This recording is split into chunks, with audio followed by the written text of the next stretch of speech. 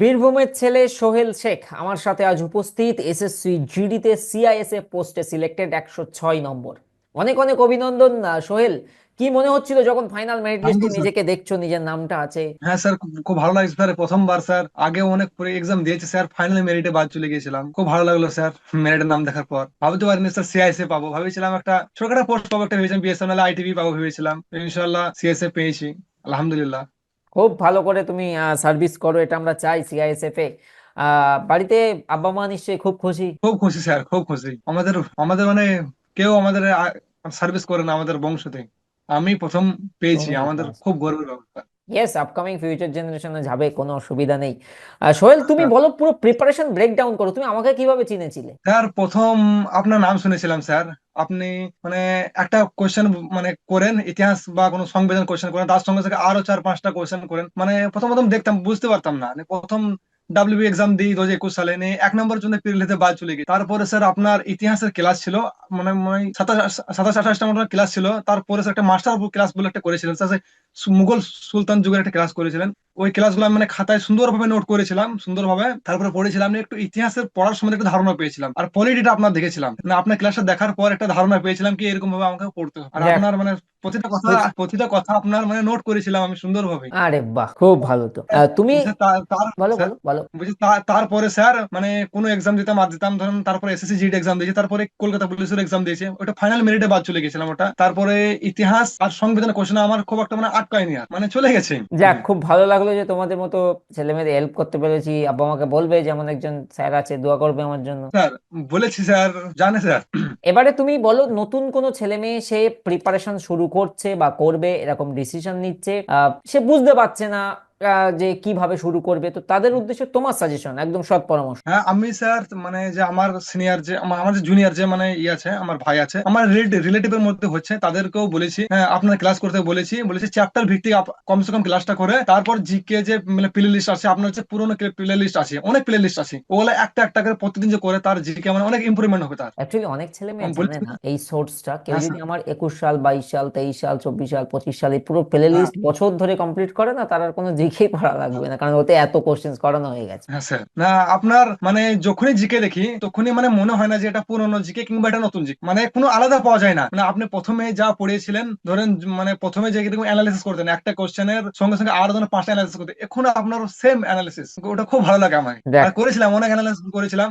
বিশেষ করে আপনার জিকেটা খুব সুন্দরভাবে করেছিলেন, জিকেটা। তুমি তোমার পাড়া আর প্রতিবেশীতে আর বন্ধুরা জানতে চাইলে বলবে আমাদের কথা, অবভিয়াসলি আমরা হ্যাঁ খুশি স্যার, হবো তাদের। হ্যাঁ স্যার, জানে আমি বলিও আমি, আলামিন স্যার জিকে কিং, যাকে বলে ওয়েস্ট বেঙ্গল কিং জিকে, আলামিন স্যার। আমাকে একটা কথা স্যার বলো। আপনার। জিকে তো হ্যাঁ গেল, স্যার। হ্যাঁ বলো বলো বলো।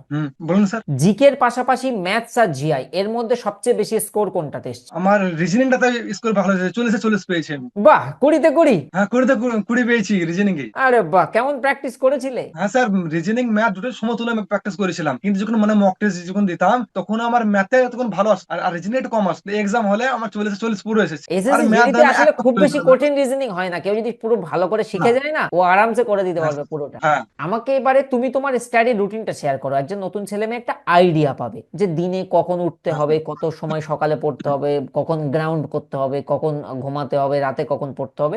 একটা ওভারঅল রুটিন শেয়ার করো। হ্যাঁ স্যার, ওভারঅল রুটিন বলতে স্যার যারা যেন ফ্রেশার, যারা নতুন, যারা তাদেরকে আমি বলতে চাই যে মানে রানিং করা প্রত্যেকদিন দরকার নেই, রানিং করা মানে ধরো মাঝে পাকে যাবে, ধরেন 7 দিনের মধ্যে ধরুন 4 দিন রান করতে গেল, 3 দিন ধরুন রেস্ট নিল। হ্যাঁ, তার পাশাপাশি ধরেন মানে সকালবেলা ঘুম থেকে উঠে ওটাকে জিকা পড়া সব থেকে বেস্ট, তার কারণ তার মাথার মধ্যে মানে মনে মানে থাকে বেশি। মানে পড়তে, হ্যাঁ মানে পড়তে মনে থাকে, পড়তে ভালো লাগে ধরেন। হ্যাঁ মানে প্রথম প্রথম ধরুন জিকে প্যাক করলো আর করলো, জিকে মুখস্থ করলো আর করলো, ধরুন মানে রিভিশন দিলো আর দিলো। হ্যাঁ, তারপর ধরুন মানে ধরেন বেলা হলো ধরুন 9টা 10টার পর, ধরেন সেই টাইম ধরেন ম্যাথ আর করলো, আর সব থেকে লাস্টে রিজনিং করাটা সব থেকে ভালো, কারণ ধরেন লজিক্যাল ব্যাপার, মানে মাথা মানে ঘেটে যাবে, তারপরে ঘুমিয়ে পড়বে। হ্যাঁ মানে মাথা মানে ঘুম আসবে আসবে, সেই টাইমে একটু রিজনিংটা করলে, মানে রিজনিং পারার জিনিস। হ্যাঁ, মানে প্রথম যারা এরকম প্রিপারেশন নেয় তখন ওই মানে রিজনিংটা ভালো প্র্যাকটিস করে, রিজনিংটা ভালো পারে, কারণ একটা বলেছে তার মধ্যে মানে কিভাবে ওটা হবে, ওই দুটো হয়েছে, এই দুটো এরকম সেম এরকম ভাবে হবে। তোমাকে নিয়ে আমি একটা ইউটিউবে শর্টস করি, তুমি রিজনিং এ 20-তে 20 পেয়েছো, দারুণ একটা কথা এটা না? হ্যাঁ স্যার। ওই বিষয়টা এক্সপ্লেন করবে কিভাবে 20-তে 20 পেয়েছো অ্যান্ড কতক্ষণ পড়েছো? হ্যাঁ, হ্যাঁ হ্যাঁ স্যার। আমি এখন বর্তমানে এমন একটা ছাত্রের সঙ্গে বসে আছি, এবার এসএসসি জিডি তে সিলেক্ট হয়েছে, 20-তে 20 পেয়েছে। তোমাকে দেখাই, মানে রিজনিং এ 20টা কোশ্চেন্স থাকে, 20-তে 20 মানে 20-তে 20 করে এসেছে, মানে 40 নাম্বার পেয়েছে এখানেই। আমি পরিচয় করাচ্ছি, সোহেল শেখ, সোহেল শেখ, এবং Sohel Sheikh CISF A select হয়েছে বীরভূম থেকে।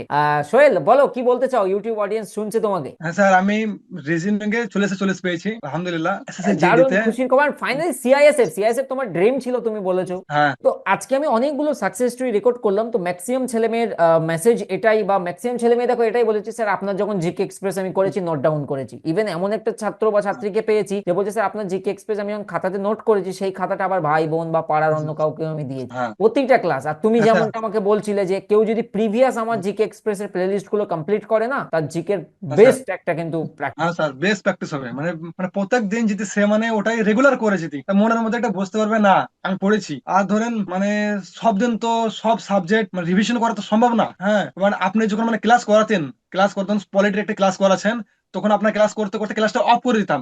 আমি মনে করতাম মানে আমার কটা মানে কোশ্চেন মনে আছে, তখন পলিটির একটা কোশ্চেন করেছেন, আমার মনে আছে সচিন সিনহা, ও আসছে সভাপতি। মানে আমি নিজে নিজে ওটা রিভিশন করি, মানে যতটা পারি ততটা আমি নিজে নিজে রিভিশন করতাম। হ্যাঁ, তোমার একটা প্লাস প্লাস পয়েন্ট, তুমি যেটা আমাকে বললে যে যখনই আমার জিকে এক্সপ্রেস দেখতে তুমি আবার চোখ বন্ধ করে নিজে নিজে রিভিশন করেছো। হ্যাঁ রিভিশন করতাম, মানে আপনার জিকেতে ক্লাস অফ যাদের করে উইক দিতাম না আমি। লেগে থাকলে মার্কস উঠে যাবে, এটা আমি গ্যারান্টি দিয়ে বলতে হ্যাঁ পারি। স্যার ওটাই, হ্যাঁ। অ্যান্ড তুমিও হয়তো জানো নিশ্চয়ই, এবারে ডাব্লিউবিপি তে ওয়েস্ট বেঙ্গলে দা ওয়ে অফ সলিউশন থেকে 6,000+ ছেলে মেয়ে রিটেনে পাস করেছে। হ্যাঁ, অ্যান্ড হ্যাঁ তারপরে স্যার, তাদেরকে আমিও পাস নিয়ে করেছি। আমি পিএমটিপিটি তে অলমোস্ট 2600 জন মতো আবার অ্যাপ্লাইও করে দিয়েছে মক ইন্টারভিউ এর জন্য। তো চলো, হুম। ভালো থেকো, হ্যাঁ। ঠিক আছে স্যার।